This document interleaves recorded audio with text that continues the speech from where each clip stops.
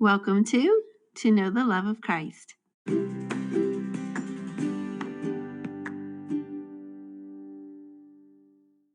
Welcome back.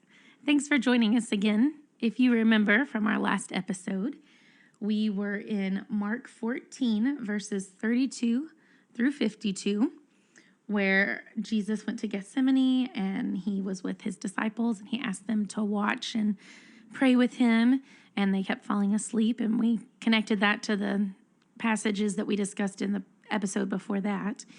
And then Jesus was arrested by Judas, one of his innermost friends. You know, he calls him friend in one of the accounts. And from there, we see just things unfold as they seize him.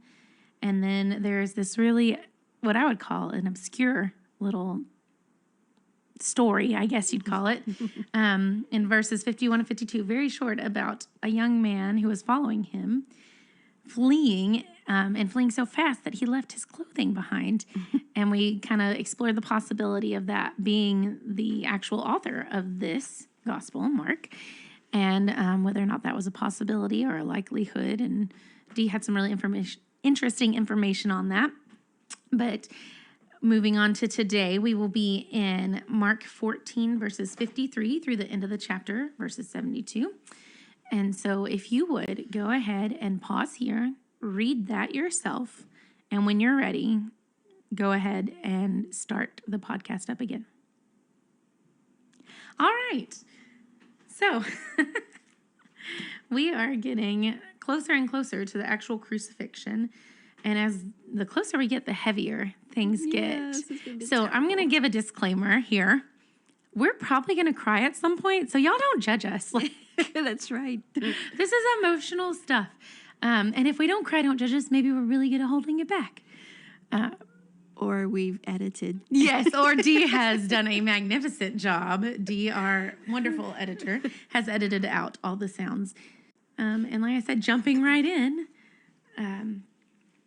like I said, we're in verses 53 through 72. And so what we see here is that they have led Jesus away and they are going to take him to the high priest. And from there, they do all these things that are just completely wrong. And I know both of us have a lot of information, so I'm going to let Dee go first because mine is a lot of just background stuff. Oh, yeah? Yeah, as usual. But I'm going to let you go first. But there are several layers to this that just, I don't know, just make it so much more corrupt. Yeah. And if you don't know about that, I mean, you just read it and you're like, it's sad, but it doesn't really hit home. And so hopefully some of the information that we have for you today will kind of help things hit home. All right, Dee. Well, I noticed, so this is continuing on. This isn't like a break like we've had. No. So it's in the middle of the night. Mm-hmm. And if you look at verse 53, they led him away to the high priest, and with him were assembled all the chief priests, the elders, and the scribes, which would be the Sanhedrin. We discussed that once before. Look how sneaky they are. Yet again, they're meeting in the middle of the night. Oh, yeah. I mean, there's nothing good about them. They're just so sneaky. But look at it, verse 53 again. It says, all were assembled. Like, these are all his enemies. And it's just so sad because if you remember, his apostles, his disciples all left. John 18:8 says that they all fled. And so he's just surrounded by all his enemies. But we do know that Peter is at a distance because of verse 54. He does follow at a distance. In John's account, we know John goes in. He does eventually get there. And he gets to go in. Apparently, he's known by the high priest for some reason. He was a fisherman, so maybe, business dealings or whatever, we don't know. But Peter can only go as far as the courtyard. And he's sitting around the fire, warming himself, maybe trying to listen in on what's going on. John's there, so he can hear probably better than Peter can. Peter reminded me of me. As, we've said all season long, Totally relatable. Right. Because here he is at a distance. Like, I am tempted to do Yeah. To be a follower, but not too close. All the benefit without the risk. Right. Yeah. So, I don't want my speech or my actions to give me away to Right. And quote I think unquote that is a outsiders. very prevalent attitude toward people that say they want to follow Jesus. I want all the benefits of Christianity without any of the things that I would consider unpleasant. The sacrifice, the what some would call, legalities, people, I've heard that. accuse other people of being legalists for wanting to follow what the scripture says. Anything that would inconvenience us, we often want to discard that and just say, well, I just love Jesus. I just want to follow Jesus. And, it's obviously not the right attitude to have, but we see that here with Peter. But what I found interesting with the background commentary that I consult is that... Would that be the IVP? Yes, it would be. Well, it's by the IVP. It's the Bible background commentary. For the New Testament, there's one for the Old Testament too. So what it says here is that the full Sanhedrin with 71 members would normally meet in the assembly hall in the temple called the Chamber of Hewn Stone, where they sat in a semicircle with the high priest in the center. But in this case, they hold a secret night meeting without any advance notice, and it's in the priest's home, which is not where they would normally meet. And it said that, they are investigating what they would consider a capital offense. So maybe in their mind that might make it okay. But it's truly illegal on all counts, although they wouldn't have considered it so because they are they aren't the law, but they consider themselves the law there. And it said the lack of advance notice could have been excused because it's during a feast and all necessary officials are in town. But also, because Jewish law forbade trials on the Sabbath, most likely they probably wouldn't have been able to do it on a feast either. So, it's like it could have been an excuse or it could have been another strike. And the officials who gather, of course, seem way more concerned about sticking it to Jesus than they do following the law, as always. We're going to read on later, and it's going to say that Pilate perceived that they were jealous. He perceived the envy. It's apparent to those who aren't attached to it, and sadly, I've seen that play out in the church as well. Things like envy or pride or whatever get in the way, and you watch things fall apart, and people in it are like, no, I'm really have the right motives, and that's a warning for us. Yeah, there's always that justification, self-justification. Yes, which as humans we are very good at doing. Yes. Sadly. Yeah. And so we're seeing that in the Sanhedrin at this point. So 55 through 59, in Deuteronomy 19, starting at verse 15, they required 2 or more witnesses to condemn someone of a sin. It's just ironic, though, that the rest of Deuteronomy 19 talks about a false witness and the punishment that they get for lying.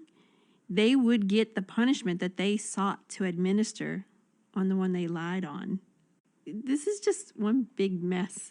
Oh, it is. It's just one mess. That's funny because that's the Bible background commentary mentioned that. But that's what it said, that despite their certainty of Jesus's, they use the word subversiveness, at least some members of the council, perhaps scribes, follow the virtuous Jewish tradition of diligent cross-examination of witnesses. So even though this is kind of a facade and they are just seeking to find some kind of guilt in him, some people are still going through with the motions, at least. But it said, but once these witnesses had contradicted one another, all understandings of Jewish law unanimously demanded that they be declared false and the case be rejected as contrived. And under Jewish law, in a capital case, false witnesses were to be put to death. And it said, even though Rome had not given the Sanhedrin jurisdiction to execute false witnesses, the Sanhedrin should have at least disciplined them. And so the fact that none of that happens. Well, because the Sanhedrin was behind it all. Right. And so, it just demonstrates that bias that's there between the council members toward Jesus. It's just so shady. You know, that's just the Yeah. word I keep thinking of. It's just shady. Yeah. But I thought of it, that verse in John 18:31. To me, it connects to what you just said. After this, they're going to take him to Pilate. I know you've got some stuff on that, so I won't go too far into it. But the Jews said to him, because Pilate said, take him yourselves and judge him by your own law, and he didn't want to cooperate. And they said, it's not lawful for us to put anyone to death.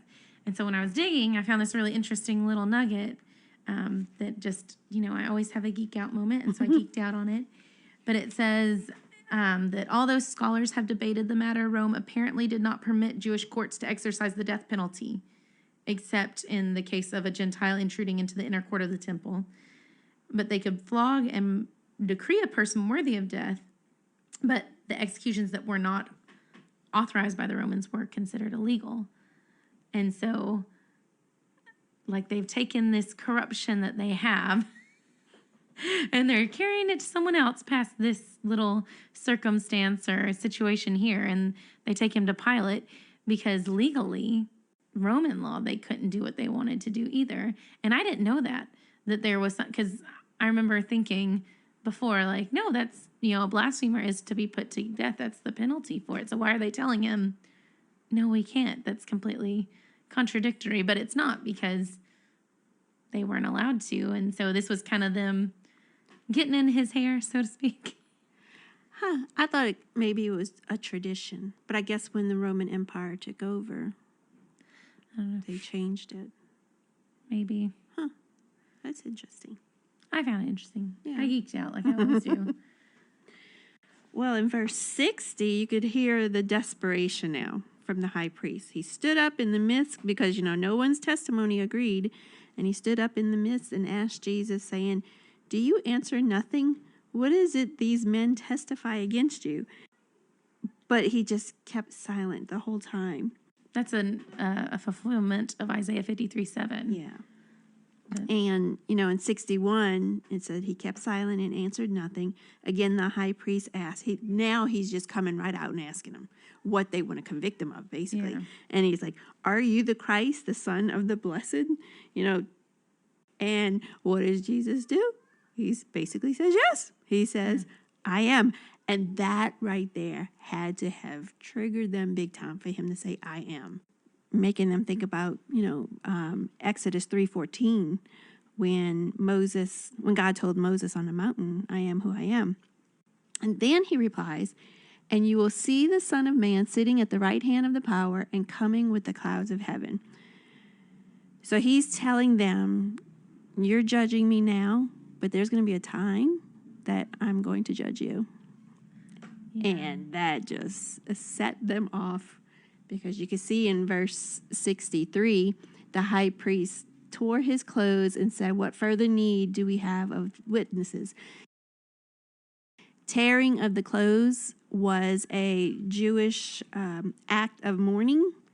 It was to show that their heart was, broken, that it was torn, it was upset, it was just an outward sign of grief and being upset. And from what I can find, it also said that it was required to do that if you heard the sacred name blasphemed. Oh, really? But the thing is, God's name was not actually, like, literally, the name was not blasphemed. And so kind of the language that the background, IVP, blah, blah, blah, what it used was that really, they were kind of grasping for straws. They didn't use that wording, but that's kind of the idea. They were grasping for straws here. And this was, they were kind of desperate for a conviction. And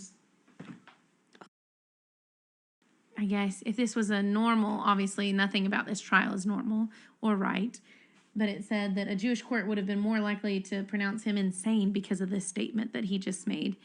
Because if you look in Daniel 7:13 and 14, it says, I saw in the night visions, and behold, with the clouds of heaven there came one like a son of man, and he came to the Ancient of Days and was presented before him. And to him was given dominion and glory and a kingdom, that all peoples, nations, and languages should serve him. His dominion is an everlasting dominion which shall not pass away, and his kingdom one that shall not be destroyed. Which we know, this is about Jesus. Mm-hmm. But the fact that he would have stated that he was this cosmic ruler listed in Daniel 7, and they're looking at him, seeing him as a human, they would have been more likely to think he was insane. Yeah. You know, if they weren't trying so hard to convict him of being a blasphemer. Like, for them to do this is just very dramatic. Yes, that's what I was just thinking. And it was almost like a celebration. Because he says... Is that Gladiator? Yeah, I don't know. I don't know. It's a really old movie that they had us watch in history class. And that guy says to me, he's like, "Are you not entertained?" And that's what I think of with this passage. You know, I mean, it's not the same thing, but it's just kind of that tone, like... Yeah, because look at 64. He says, "You have heard the blasphemy. What do you think?" Like, what? Yeah. Why would he even ask that if he thought it was blasphemy? You know, it was just kind of like, get on board. Let's go, boys. Yeah. You know? And then verse 65, the mockery begins. That passage makes me sick to my stomach. Me too. From here on out makes me sick to my stomach. And yeah, well, yeah, it all does. Which I'm trying to think which account it is. Because here, I mean, in the ESV, I don't know how the NKJV puts it, but it says, "And some began to spit on him and to cover his face and to strike him, saying to him, 'Prophesy.' And the guards received him with blows." So, I mean, here they're just being that's harder. Cruel. Absolutely cruel. So we have a little bit more detail over in Matthew 26:68, where they say, "Prophesy to us, you Christ, who is it that struck you?" And I mean, I don't know why that one strikes me so hard compared to Mark, but when I was looking at the different accounts and comparing them, for some reason to me that just hit harder. Like, I guess it's because, I mean, Christ, like, I think we've talked about this before. Christ wasn't like Jesus' last name. Right. I don't know if everybody knows that, but it is, you know, he is the Christ, the Messiah, the Savior. I mean, there's nothing about who he is, what he is, that can be defiled. I mean, like, everything about it is so sanctified, and it's who they've been looking for centuries. Since Abraham, I mean, this is who they've been looking forward to. And to have him here, like, can you imagine inviting someone to come to your home and then purposely belittling them because you don't realize who they are? I mean, not just that, like, in the cruelest way possible. It really messes I was thinking the Jewish rulers had their own, not their own military, but their own, I guess, police, maybe? Like the guards.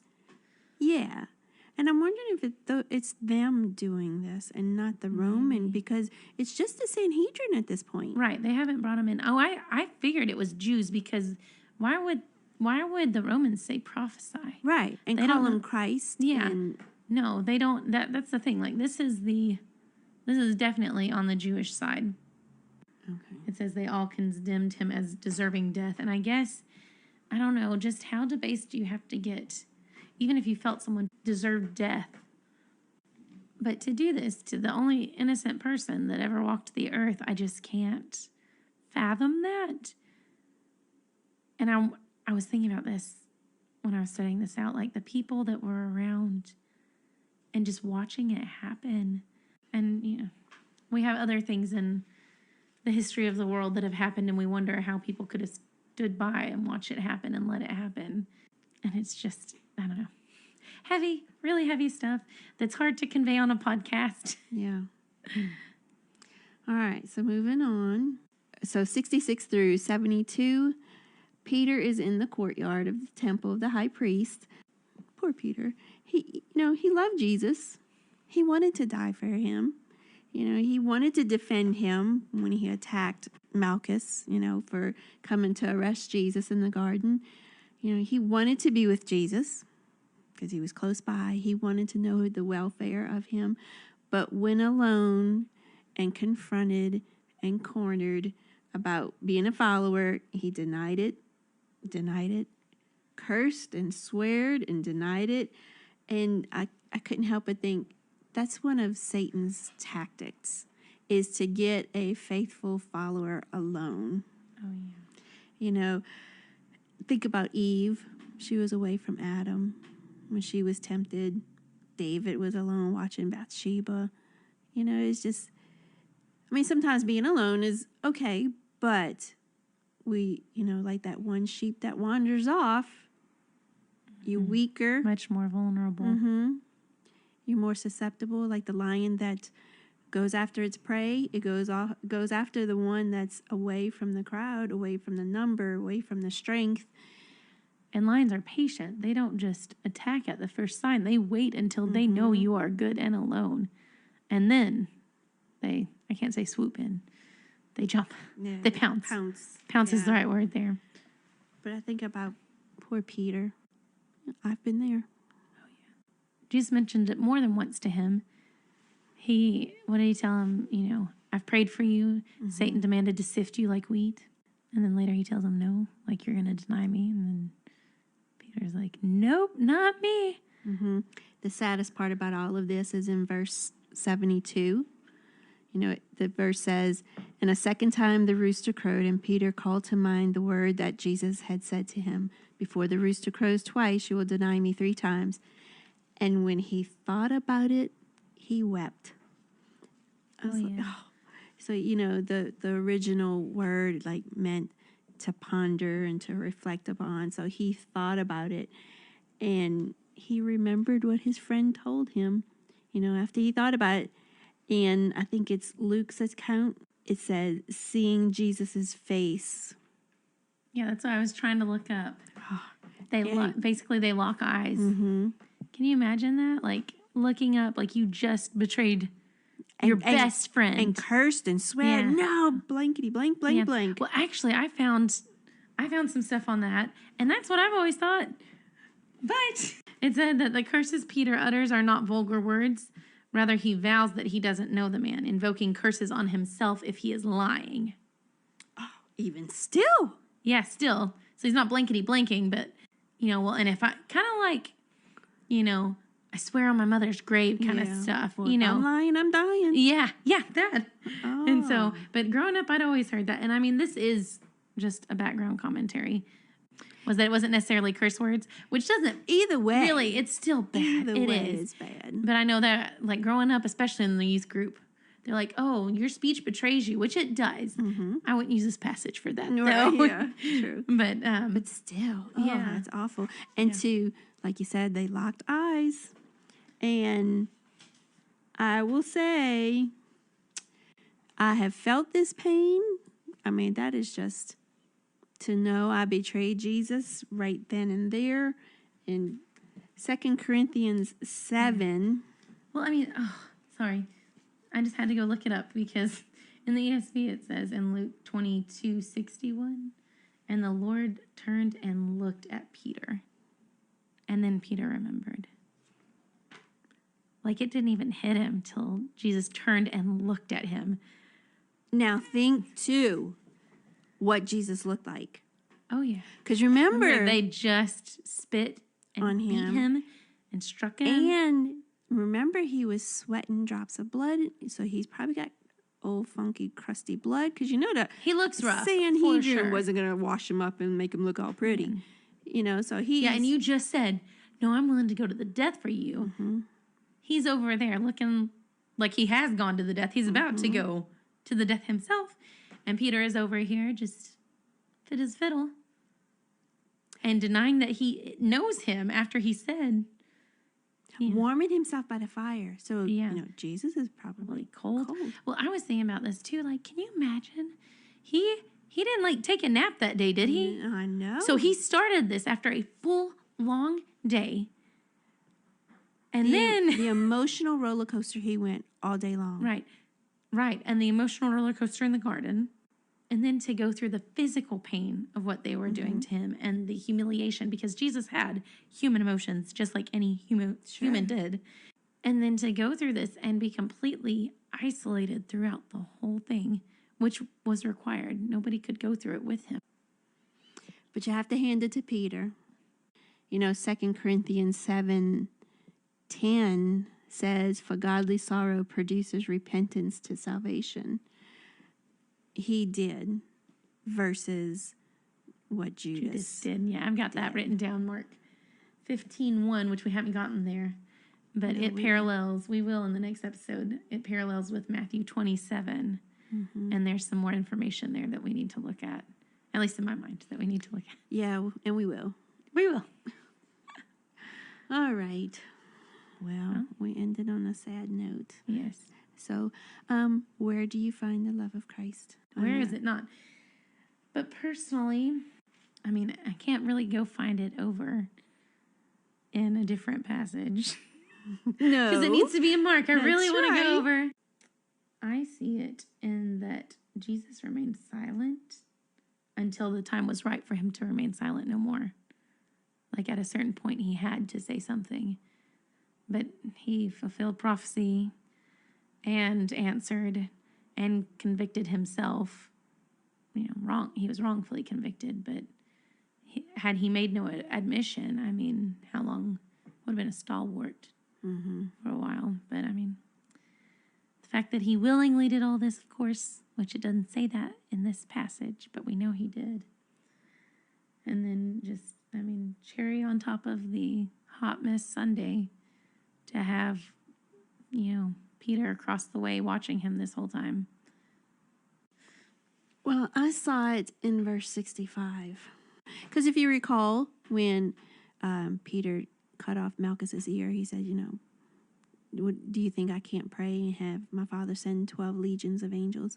Right. So here he is starting to get smacked around, spit on, and made fun of, and he resisted the temptation to just destroy the world, because he could have right then and there, but he didn't, and that's where I see Can you imagine love. the host of heaven, the whole host of heaven watching this? I know. I thought and we talked too. about this from last season. Like, they didn't know. It wasn't revealed to them. It was unfolding in front of them too. Can you imagine how hard it would have been to restrain themselves? Just waiting for my the stomach word. is queasy talking about this. I almost made it without crying. So close. Because in the garden, angels helped him. They strengthened him. So they want to come down and strengthen him at this point. And cannot. If we want to take it a step further with where we see the love of Christ, I mean, we know where this is going to culminate, where all this is going to come to a point. And the fact that we have the opportunities that we have, and it's because of each of us individually that he had to go through this.